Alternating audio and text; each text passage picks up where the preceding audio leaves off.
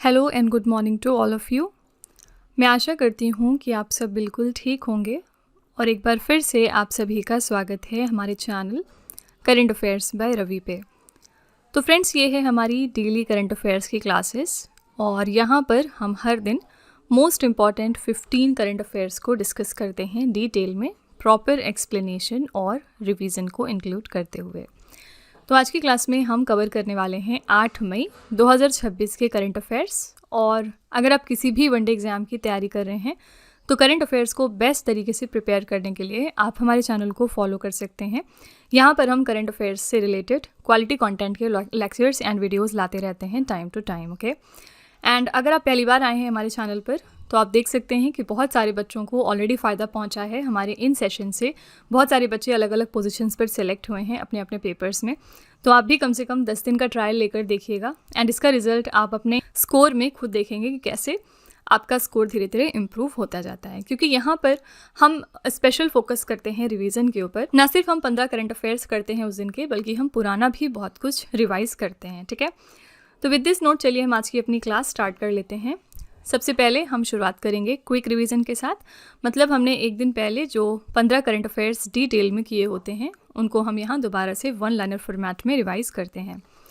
तो फ्रेंड्स, कल हमने पहला क्वेश्चन किया था, मई 2026 में तमिलनाडु के नए मुख्यमंत्री के रूप में किसने शपथ ग्रहण की है। ये हैं सी जोसेफ विजय, इनकी पार्टी है तमिलगा वेट्टी कज़गम। नेक्स्ट है होर्मुज जलडमरू मध्य में ईरान द्वारा रोके गए व्यापारिक जहाज़ों को सुरक्षित निकालने के लिए प्रोजेक्ट फ्रीडम नामक नौसैनिक ऑपरेशन किस देश ने शुरू कर दिया है। तो ये लॉन्च किया है अमेरिका ने। अगला है प्रतिष्ठित पुलित्जर पुरस्कार 2026 से किन भारतीय पत्रकारों को सम्मानित किया गया। तो सुपर्णा शर्मा और आर के आनंद को सचित्र रिपोर्टिंग और टिप्पणी की श्रेणी में। नेक्स्ट है मई 2026 में हिंदुस्तान एरोनॉटिक्स लिमिटेड के 22वें अध्यक्ष और प्रबंध निदेशक के रूप में किसने पदभार ग्रहण कर लिया है। ये हैं रवि के। अगला है मई 2026 में एशियाई विकास बैंक की 59th एडिशन की वार्षिक बैठक का आयोजन कहाँ पर हुआ है। उज्बेकिस्तान के समरकंद में। इस इवेंट के लिए थीम थी प्रगति का चौराहा, क्षेत्र के जुड़े हुए भविष्य को आगे बढ़ाना। नेक्स्ट है मई 2026 में किस मंत्रालय ने नागरिकता संशोधन नियम 2026 को अधिसूचित किया है। तो यह है गृह मंत्रालय। अगला है मई 2026 में रक्षा मंत्री राजनाथ सिंह ने 3 दिन के नॉर्थ टेक सिंपोजियम का उद्घाटन कहाँ पर कर दिया है। तो उत्तर प्रदेश के प्रयागराज में। इस इवेंट के लिए हमारी थीम है रक्षा त्रिवेणी संगम, जहाँ प्रौद्योगिकी, उद्योग और सैनिक क्षमता का संगम होता है। अगला है मई 2026 में केंद्रीय संचार मंत्री ज्योतिरादित्य सिंधिया ने भारत के स्वदेशी सेल ब्रॉडकास्ट सिस्टम का शुभारंभ कहाँ से कर दिया है। तो नई दिल्ली से। नेक्स्ट है प्रतिष्ठित यूनेस्को गिलेर्मो कानो वर्ल्ड प्रेस फ्रीडम प्राइज 2026 से किसे सम्मानित किया गया। तो सूडानी पत्रकार सिंडिकेट को। नेक्स्ट है भारतीय उष्णदेशीय मौसम विज्ञान संस्थान पुणे ने किस स्थान पर तटीय वायुमंडलीय अनुसंधान परीक्षण केंद्र की खुली वेधशाला की स्थापना की है। तो विशाखापट्टनम के आंध्र विश्वविद्यालय में। अगला है किस राज्य ने पवित्र उपवनों के शरण को रोकने और जैव विविधता के संरक्षण के लिए एक पायलट कार्यक्रम शुरू कर दिया है। तो ये राज्य है केरला। अगला है आईसीयू मरीजों के लिए भारत का पहला portable bed side MRI system किसने लॉन्च किया। तो एम्स नई दिल्ली ने। नेक्स्ट है भारत ने जमाइका में अपना प्रमुख आरोग्य मैत्री पोर्टेबल अस्पताल हेल्थ क्यूब तैनात किया। ये किस पहल या परियोजना से संबंधित है। तो प्रोजेक्ट भीष्म के साथ इसका रिलेशन है। भीष्म का फुल फॉर्म है भारत हेल्थ इनिशिएटिव फॉर सहयोग हित एंड मैत्री। नेक्स्ट है दक्षिण कोरिया ने अपने कॉम्पैक्ट एडवांस सैटेलाइट 502 पृथ्वी अवलोकन उपग्रह को किस रॉकेट के माध्यम से सफलतापूर्वक अंतरिक्ष की कक्षा में प्रक्षेपित किया। तो फैल्कन 9 रॉकेट की मदद से, और ये स्पेस एक्स का रॉकेट है। नेक्स्ट है मई 2026 में भारतीय नौसेना ने लंबी दूरी की हाइपरसोनिक एंटी शिप मिसाइल का दूसरा सफल परीक्षण कहाँ से किया। तो ये हुआ है उड़ीसा के एपीजे अब्दुल कलाम द्वीप से। ठीक है, तो फ्रेंड्स, ये हमारे कल के मोस्ट इंपॉर्टेंट 15 करंट अफेयर्स हैं। अगर आप इनको और बेहतर तरीके से समझना चाहते हैं तो आप हमारा कल का लेक्चर रेफ़र करिएगा। वहाँ पर हमने इन क्वेश्चंस के बारे में बहुत ही डिटेल में चर्चा की थी। बाकी चलिए बिना टाइम लेते हुए आज की अपनी क्लास हम स्टार्ट कर लेते हैं अब। एंड लेट्स सी कि आज के हमारे मोस्ट इंपॉर्टेंट 15 करंट अफेयर्स कौन से हैं। तो फ्रेंड्स, वीडियो को कंटिन्यू करने से पहले बस यहाँ पर एक छोटी सी इन्फॉर्मेशन है आपके लिए। अगर आपको करंट अफेयर्स या फिर जीएस की पीडीएफ चाहिए या फिर ई बुक चाहिए तो आप उसके लिए हमारी वेबसाइट www.ravibooks.pdf.com को रेफ़र कर सकते हैं। यहाँ पर आपको ऐसी मंथली मैगजीन्स भी मिल जाएंगी सेपरेट मंथ की, जिसमें हमने 600 से ज़्यादा क्वेश्चंस डिटेल में डिस्कस किए हैं। तो अगर आप इंटरेस्टेड हैं तो आप इस नंबर को रेफ़र कर सकते हैं 9887479999। इसके अलावा ये है हमारा मोबाइल एप्लीकेशन जिसका नाम है Ravi study app. Play store पर जाकर आप इसको भी अपने फ़ोन में इंस्टॉल कर सकते हैं। इसमें आपको डिफरेंट फीचर्स मिल जाएंगे, करंट अफेयर्स की test series, pre test, pre PDF, GS notes etcetera. तो आप इस एप्लीकेशन को अपने फ़ोन में इंस्टॉल करके फर्दर एक्सप्लोर कर सकते हैं। आपको ये आपकी प्रिपरेशन में बहुत हेल्प करेगा। इसके अलावा ये है हमारी बुक्स वेबसाइट जिसका नाम है www.raviaditipublication.com। यहाँ पर आपको डिफरेंट बुक्स मिल जाएंगी, जैसे कि 25,000 प्लस जीके जीएस की बुक हो गई, कंप्यूटर जीके, सामान्य विज्ञान, एनसीईआरटी के नोट्स डिफरेंट सब्जेक्ट्स में। तो अगर आप इंटरेस्टेड हैं तो आप इस नंबर को रेफ़र कर सकते हैं। चलिए फिर वीडियो को कंटिन्यू कर लेते हैं।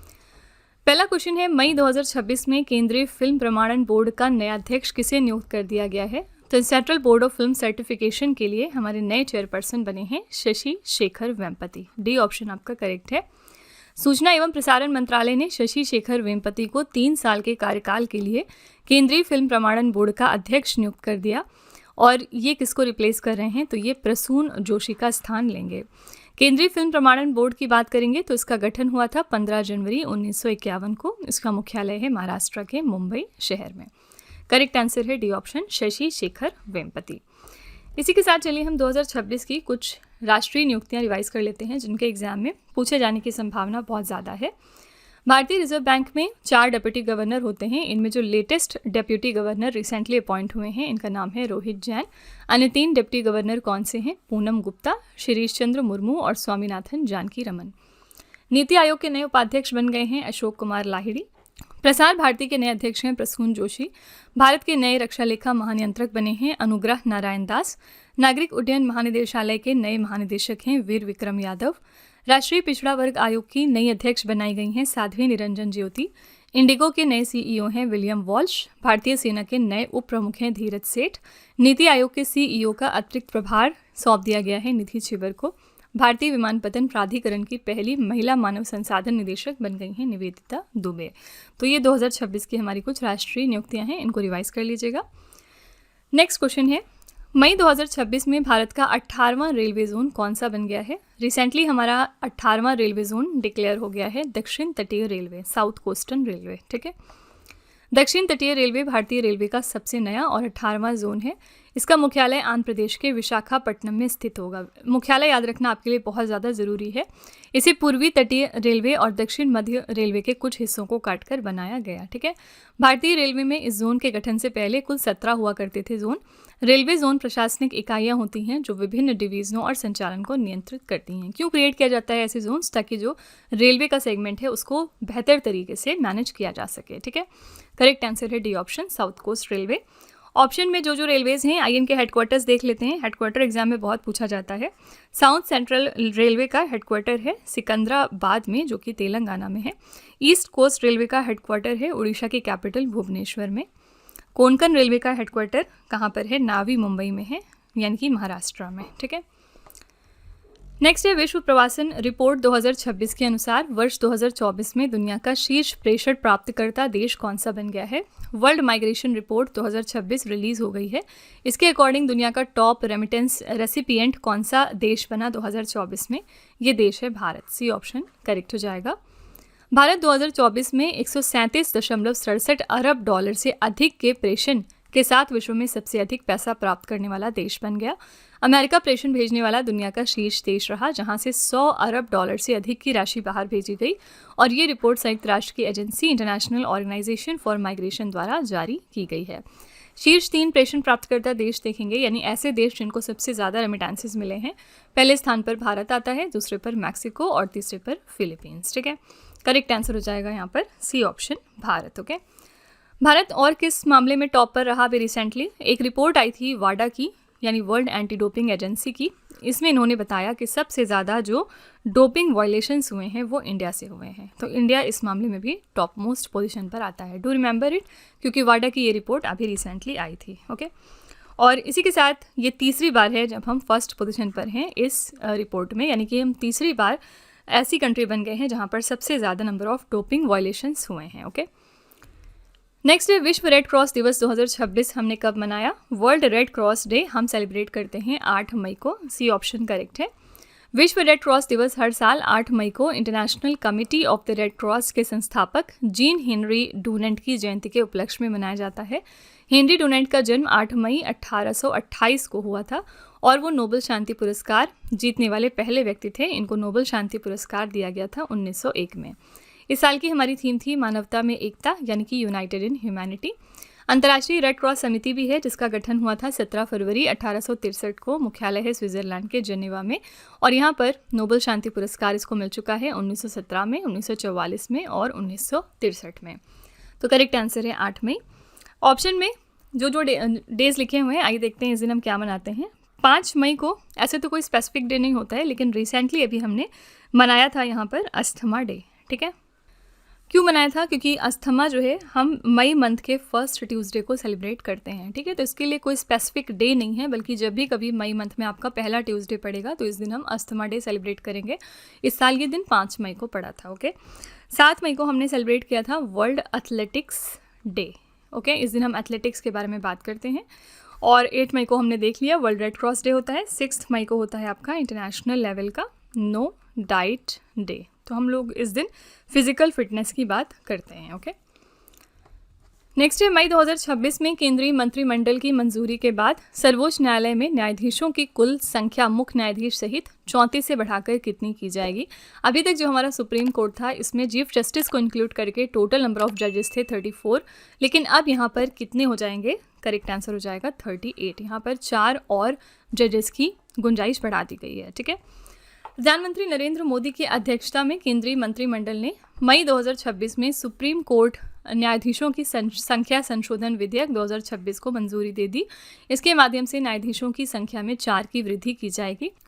वर्तमान स्वीकृत संख्या अब 34 से बढ़कर 38 हो जाएगी, यानी कि पहले 33 जज और एक चीफ जस्टिस हुआ करते थे, लेकिन अब यहाँ पर 37 जज और एक चीफ जस्टिस रहेंगे। ठीक है, तो ये मोस्ट इंपॉर्टेंट क्वेश्चन है, याद रखिएगा। बी ऑप्शन यहाँ पर करेक्ट है 38।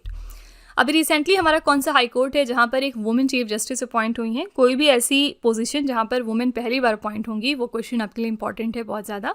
फर्स्ट वुमेन चीफ जस्टिस अभी आंध्र प्रदेश हाई कोर्ट में अपॉइंट हुई थी और इनका नाम याद रखिएगा, इनका नाम है justice Lisa Gill. Okay, next है 1 से 2 जून 2026 को भारत का कौन सा शहर पहले अंतर्राष्ट्रीय बिग कैट अलायंस शिखर सम्मेलन की मेज़बानी करेगा? ये फर्स्ट एडिशन था International Big Cat Alliance summit का, जो कि होस्ट करेगा नई दिल्ली। ए ऑप्शन करेक्ट है। यहाँ पर थीम है save big cat, save humanity, save ecosystem. और ये इंटरनेशनल बिग कैट अलायंस जो है ये एक अंतर सरकारी संगठन है जिसका मुख्यालय भारत में स्थित है। इसकी स्थापना हुई थी 9 अप्रैल 2023 को। इसको आधिकारिक दर्जा मिला था 23 जनवरी 2025 को। इसका गठन 7 प्रमुख बड़ी बिल्ली प्रजातियों के संरक्षण के लिए किया गया था। कौन कौन से? शेर, बाघ, तेंदुआ, हिम तेंदुआ, चीता, जगुआर और प्यूमा। 28 अप्रैल 2026 तक IBCA में 24 सदस्य देश शामिल हो चुके हैं। इसके अलावा कजाकिस्तान, नामीबिया और थाईलैंड को पर्यवेक्षक का दर्जा प्राप्त है, यानी ये ऑब्जर्वर हैं। ठीक है, करेक्ट आंसर यहाँ पर हो जाएगा ए ऑप्शन नई दिल्ली। नई दिल्ली में अभी रिसेंटली एक और समिट हुई थी जो बहुत ही फेमस हुई थी और इसका नाम था AI impact summit, India AI impact summit. ठीक है, क्योंकि AI इम्पैक्ट समिट के लिए इस साल वेन्यू जो है वो इंडिया था, लेकिन याद रखिएगा अगले साल यानी 2027 में ये समिट होगी स्विट्जरलैंड के जेनेवा शहर में। ठीक है, अगला है मई 2026 में IIT मद्रास ने अमेरिका के किस शहर में अपना पहला अंतर्राष्ट्रीय शोध केंद्र खोला है? Very important question. IIT Madras ने अपना पहला इंटरनेशनल रिसर्च सेंटर खोल दिया है US के कैलिफोर्निया सिटी में। बी ऑप्शन करेक्ट है। IIT मद्रास ने कैलिफोर्निया के मेनलो पार्क में अपना पहला वैश्विक रिसर्च सेंटर खोल दिया। उद्देश्य है भारतीय डीप टेक स्टार्टअप्स को सिलिकॉन वैली के पारिस्थितिकी तंत्र, वैश्विक पूंजी और विशेषज्ञ मार्गदर्शन से जोड़ना। ओके, करेक्ट आंसर है B option California city. Okay, IIT Madras के बारे में और हम कौन से करंट अफेयर्स जानते हैं? ये दुनिया का हमारा पहला मल्टीनेशनल IIT बनेगा और इन्होंने अपना पहला आउटसाइड इंडिया कैंपस डाला था ज़ांज़ीबार में। ज़ांज़ीबार कौन सी कंट्री में है? तंजानिया में। ठीक है, इसी तरह से IIT दिल्ली ने भी अभी 2025 में अनाउंस किया था कि ये अपना पहला आउटसाइड इंडिया कैंपस डालेंगे अबू धाबी में। ओके, तो IIT मद्रास ने अब इसके बाद अपना पहला इंटरनेशनल रिसर्च सेंटर भी डाल दिया है कैलिफोर्निया में। नेक्स्ट, केंद्र सरकार ने स्कूली बच्चों में 21 प्रकार की विकलांगताओं को शीघ्र पहचानने के लिए कौन सा एक एप्लीकेशन लॉन्च कर दिया है? सेंट्रल गवर्नमेंट ने यहाँ पर लॉन्च किया है प्रशस्त 2.0। किस लिए? 21 तरीके के डिसेबिलिटीज़ को स्क्रीन करने के लिए स्कूल गोइंग बच्चों में। प्रशस्त का यहाँ पर फुल फॉर्म क्या है? Pre assessment holistic screening tool. केंद्र सरकार द्वारा विकसित प्रशस्त 2.0 ऐप का उद्देश्य है स्कूलों में दिव्यांग बच्चों की पहचान को आसान और डिजिटल बनाना। ये ऐप शिक्षकों को दिव्यांगजन अधिकार अधिनियम 2016 के तहत अधिसूचित सभी 21 प्रकार की विकलांगताओं की प्रारंभिक जांच करने में मदद करता है। इसे NCERT और शिक्षा मंत्रालय के सहयोग से तैयार किया गया है। करेक्ट आंसर है डी ऑप्शन, प्रशस्त 2.0। ऐसा सिमिलर इनिशिएटिव एक और गुजरात गवर्नमेंट ने लिया था कुछ दिनों पहले, और इसका नाम इन्होंने रखा था पापा पगली इनिशिएटिव। ठीक है, इसके अंडर में जो प्री स्कूल एजुकेशन है उसका बेसिकली उस फील्ड में एक इनिशिएटिव है, और इसको यूनिसेफ इंडिया ने सपोर्ट किया था। ठीक है, तो याद रखिएगा सिंपली कि पापा पगली इनिशिएटिव किसका है? गुजरात गवर्नमेंट का। नेक्स्ट है, भारत के पहले AI संचालित orbital data centre satellite path finder को किस अंतरिक्ष स्टार्टअप द्वारा विकसित किया जा रहा है? ये इंडिया का पहला AI powered orbital data centre satellite है पाथ फाइंडर, और इसको कौन से स्पेस स्टार्टअप डेवलप कर रहा है? तो आंसर है पिक्सल और सर्वम AI। बी ऑप्शन आपका करेक्ट है। पाथ फाइंडर पिक्सल द्वारा सर्वम AI के साथ साझेदारी में विकसित किया जा रहा है। इस प्रोजेक्ट के तहत पिक्सल उपग्रह का डिज़ाइन, निर्माण और संचालन करेगा, जबकि सर्वम AI इसकी AI बैकबोन प्रदान करेगा। पाथ फाइंडर का मुख्य उद्देश्य है अंतरिक्ष में ही डेटा का विश्लेषण करना, ताकि पृथ्वी पर कच्चा डेटा यानी रॉ डेटा भेजने के बजाय सीधे निष्कर्ष भेजे जा सकें, जिससे समय और ऊर्जा दोनों की बचत होगी। आंसर यहाँ पर है बी ऑप्शन, पिक्सल और सर्वम AI। ठीक है, पहला AI बेसिक एक्ट अभी रिसेंटली किसने इंप्लीमेंट कर दिया है? ये कंट्री है साउथ कोरिया। खास बात क्या है? ये दुनिया का पहला ऐसा कॉम्प्रिहेंसिव AI बेस्ड लॉ है। ठीक है, तो ये AI बेसिक एक्ट को इम्प्लीमेंट करने वाला पहला देश बना साउथ कोरिया। अगला है, मई 2026 में कपास उत्पादकता मिशन के लिए केंद्रीय मंत्रिमंडल ने कितनी राशि की मंजूरी दी है? कॉटन प्रोडक्टिविटी मिशन के लिए कितना अमाउंट तैयार किया गया है? तो 5,659.22 करोड़ रुपए। ए ऑप्शन करेक्ट है। ये मिशन 2026 और 27 से 2030-31 तक 5 वर्षों की अवधि के लिए कार्यान्वित किया जाएगा। उद्देश्य क्या है? कपास की उपज गुणवत्ता और किसानों की आय में सुधार करना तथा भारत को कपास उत्पादन में आत्मनिर्भर बनाना। ठीक है, लक्ष्य क्या है? 2030-31 तक कपास के उत्पादन को बढ़ाकर 498 लाख गांठ यानी प्रति गांठ 170 किलोग्राम लिंट करना। ठीक है, तो करेक्ट आंसर है 5,659.22 करोड़ रुपए। कॉटन प्रोडक्टिविटी मिशन के लिए हमने इतना बजट तैयार किया है। कॉटन सबसे ज़्यादा कौन सी मिट्टी पर सही से उगता है? तो कॉटन के लिए बेस्ट सॉइल है आपकी ब्लैक सॉइल यानी काली मिट्टी। ओके, नेक्स्ट है, मई 2026 में भारत की ब्रिक्स अध्यक्षता 2026 के तहत ब्रिक्स एम्प्लॉयमेंट वर्किंग ग्रुप की दूसरी बैठक कहाँ पर आयोजित हुई है? तो इंडियाज़ ब्रिक्स प्रेसिडेंसी के अंडर में जो सेकेंड मीटिंग है ब्रिक्स एम्प्लॉयमेंट वर्किंग ग्रुप की, ये हुई है केरला के थिरुवनंतपुरम में। डी ऑप्शन आपका करेक्ट है। इस बैठक का मुख्य उद्देश्य क्या है? श्रम बाजार, रोजगार और श्रमिक कल्याण के मुद्दों पर चर्चा करना। इस बैठक में ब्राज़ील, रूस, भारत, चीन, दक्षिण अफ्रीका, सऊदी अरब, मिस्र, एथियोपिया, ईरान, इंडोनेशिया और संयुक्त अरब अमीरात के प्रतिनिधि शामिल हुए हैं। ठीक है, करेक्ट आंसर है डी ऑप्शन, केरला के थिरुवनंतपुरम में ये इवेंट हुआ है। ब्रिक्स की इस साल प्रेसिडेंसी किसके पास है? इंडिया के पास। लास्ट ईयर 2025 में ब्रिक्स के लिए होस्ट देश था आपका ब्राज़ील। ओके, नेक्स्ट है, मई 2026 में वोडाफोन आइडिया लिमिटेड का नया गैर कार्यकारी अध्यक्ष किसे नियुक्त कर दिया गया? वोडाफोन आइडिया लिमिटेड के हमारे नए नॉन एग्जीक्यूटिव चेयरमैन बन गए हैं Kumar Mangalam Birla. C option correct है। आदित्य बिरला समूह के अध्यक्ष कुमार मंगलम बिरला को वोडाफोन आइडिया के बोर्ड का गैर कार्यकारी अध्यक्ष नियुक्त कर दिया गया, और उन्होंने रिप्लेस किया है रविंदर टक्कर को, जिन्होंने इस पद से इस्तीफा दिया। ठीक है, तो कौन बन रहे हैं और किसको रिप्लेस कर रहे हैं, दोनों ही फैक्ट्स ध्यान में रखिएगा।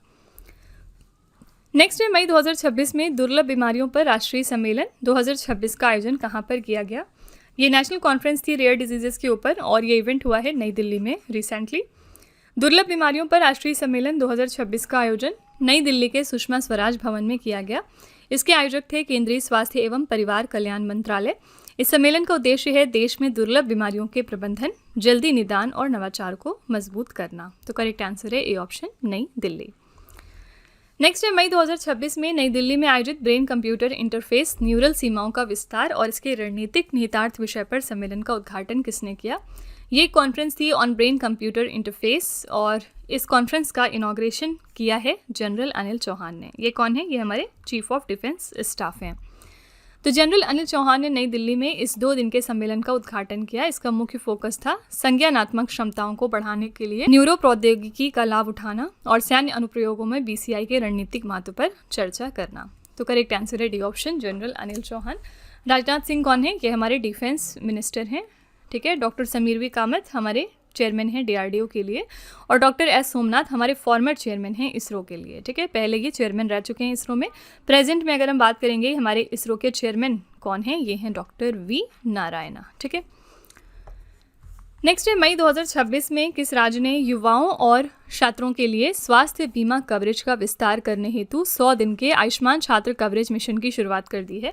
कौन सा स्टेट है जिसने लॉन्च किया 100 दिन का आयुष्मान छात्र कवरेज मिशन? किस लिए? हेल्थ इंश्योरेंस कवरेज को एक्सपैंड करने के लिए फॉर यूथ एंड स्टूडेंट्स। तो ये शुरुआत की है नागालैंड ने। ए ऑप्शन करेक्ट है। नागालैंड सरकार ने राज्य के छात्रों और युवाओं को व्यापक स्वास्थ्य सुरक्षा प्रदान करने के लिए ये 100 दिन का आयुष्मान छात्र कवरेज मिशन शुरू किया, जिसका लक्ष्य है ये सुनिश्चित करना कि राज्य का हर पात्र छात्र आयुष्मान भारत मुख्यमंत्री स्वास्थ्य बीमा योजना के तहत कवर हो, ताकि उन्हें कैशलेस उपचार की सुविधा मिल सके। तो करेक्ट आंसर है ए ऑप्शन, यहाँ पर नागालैंड, ओके। तो फ्रेंड्स, ये थे हमारे आज के most important 15 current affairs. I really hope कि आपको ये सेशन हमारा पसंद आया होगा। चलिए हम आपके टेस्ट पर चलते हैं। अब लास्ट में हम आपके लिए 3 क्वेश्चन का एक छोटा सा टेस्ट रखते हैं यहाँ पर, ताकि आप खुद को एनालाइज कर सकें और ये देख सकें कि आपने कितना पढ़ा, कितना समझा। आज का पहला क्वेश्चन है आपके लिए, मई 2026 में भारत का 18वां रेलवे जोन कौन सा बना? दूसरा क्वेश्चन है, विश्व रेड क्रॉस दिवस 2026 कब मनाया गया? और तीसरा प्रश्न है, मई 2026 में केंद्रीय फिल्म प्रमाणन बोर्ड का नया अध्यक्ष किसे नियुक्त किया गया? ठीक है, तो फ्रेंड्स ये 3 क्वेश्चंस आपके लिए हैं एज अ होमवर्क, और इनका जवाब आपको कमेंट सेक्शन में जाके लिखना है। इसी के साथ हमारी क्लास यहाँ पर एंड होती है, और आप अपना फीडबैक कमेंट सेक्शन में ज़रूर लिखिएगा कि आपको क्लास कैसी लगी। इन केस आपका कोई सजेशन है, कुछ आप इम्प्रूवमेंट बताना चाहते हैं, तो आप वो भी कमेंट में लिख सकते हैं। और अगर आपको ये फील होता है कि ये क्वेश्चंस आपको हेल्प कर रहे हैं आपके मॉक टेस्ट में या फिर आपके पेपर्स में, तो प्लीज़ एक छोटा सा रिव्यू हमारे कमेंट सेक्शन में ज़रूर डाल दीजिएगा, जिससे कि जो हमारे दूसरे व्यूअर्स आते हैं चैनल पर, वो भी हमारे ऊपर ट्रस्ट कर सकें। ठीक है, तो फ्रेंड्स इसी तरह के बेस्ट क्वालिटी कंटेंट और अच्छी प्रिपरेशन के लिए आप हमारे चैनल के साथ जुड़े रहिए। मिलते हैं नेक्स्ट क्लास में। Till then stay tuned. Thank you so much for watching. Also don't forget to like, share and subscribe our channel. तो फ्रेंड्स वीडियो को एंड करने से पहले बस यहाँ पर एक छोटी सी इन्फॉर्मेशन है आपके लिए। अगर आपको हमारी GS या फिर करंट अफेयर्स की ई बुक चाहिए, तो आप उसके लिए हमारी वेबसाइट www.redbookspdf.com को रेफ़र कर सकते हैं। यहाँ पर आपको ऐसी मंथली मैगजीन्स भी मिल जाएंगी सेपरेट मंथ की, जिसमें हमने 600 से ज़्यादा क्वेश्चंस बहुत ही डिटेल में डिस्कस किए हैं। आप देख सकते हैं कि हर क्वेश्चन को हमने किस तरह वेल एक्सप्लेन किया है, highlights, important point, static GK और पिक्चर्स का यूज़ करते हुए, ताकि आपको प्रॉपर अंडरस्टैंडिंग हो सके। तो अगर आप इंटरेस्टेड हैं तो आप इस नंबर को रेफ़र करिएगा 9888749999। ठीक है, ये हमारी बुक्स की वेबसाइट है जिसका नाम है www.raviaditipublication.com। यहाँ पर आपको डिफरेंट बुक्स मिल जाएंगी, जैसे कि 25,000 प्लस GK GS की ये वाली 1 लाइनर बुक है। इसके अलावा कंप्यूटर GK, सामान्य विज्ञान, NCERT के नोट्स डिफरेंट सब्जेक्ट्स में। तो इसके लिए भी आप इसी नंबर को रेफ़र कर सकते हैं अगर आप इंटरेस्टेड हैं तो। साथ ही ये है हमारा mobile application Ravi study app. Play store पर जाकर आप इसको अपने फ़ोन में यहाँ से इंस्टॉल कर सकते हैं।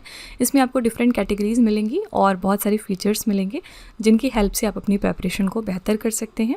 इसमें एक कैटेगरी यहाँ पर आपको मिलती है करंट अफेयर्स पेड वीडियो की।